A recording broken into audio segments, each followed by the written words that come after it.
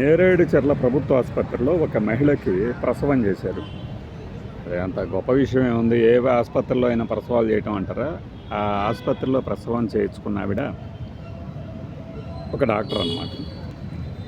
ఒక డాక్టరు అయితే ఏంటి అనేది ఒక ప్రశ్న అయితే, ఆ డాక్టర్ ప్రభుత్వ డాక్టర్, అక్కడే పనిచేసే డాక్టర్ శృతి.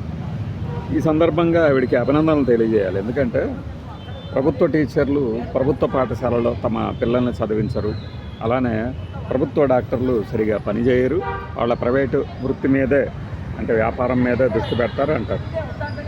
ఎక్కువ నానుడి ఉంటుంది, అందులో కాస్త నిజం కూడా ఉంది.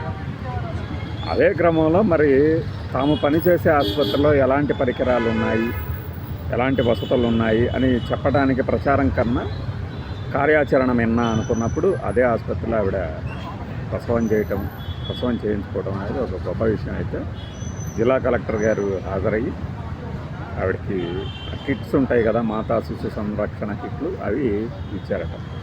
ఆంధ్రప్రభ పేపర్లో ఎక్కడో 4వ పేజీలో కనపడకుండా వేశారు. ఇది కూడా ఒక చిన్న అప్లికేషన్ లాగా వేసి ఉంటారు, కానీ మామూలుగా అయితే పట్టించుకోరు.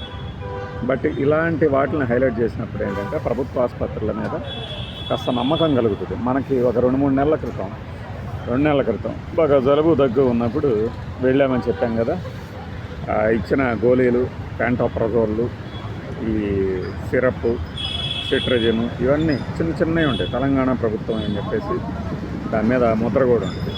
సరే, అవి పనిచేసినాయి. ఒక్కొక్కసారి ఏంటంటే ప్రభుత్వ ఆసుపత్రుల మందులు పనిచేయవనే ఒక అపప్రత కూడా ఉంది. వీటన్నిటిని తొలగించాలంటే ఏం చేయాలంటే వాడకమే, వాటిని ఉపయోగిస్తూ కనబడటం. ప్రభుత్వ వైద్యశాలలు కానీ ప్రభుత్వ కళాశాలలు కానీ వాటి మీద చెడు ప్రచారం ఏదైనా ఉంటే అది తొలగించాలి అంటే వాటి వాడకమే, వినియోగమే. వాటిని వినియోగిస్తున్నప్పుడే ఎక్కువ మంది చేరుతుంది ప్రచారం.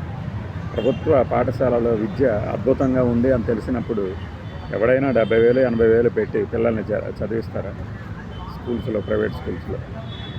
ఆ దిశగా ఇంకా ప్రయత్నాలు జరగాలి.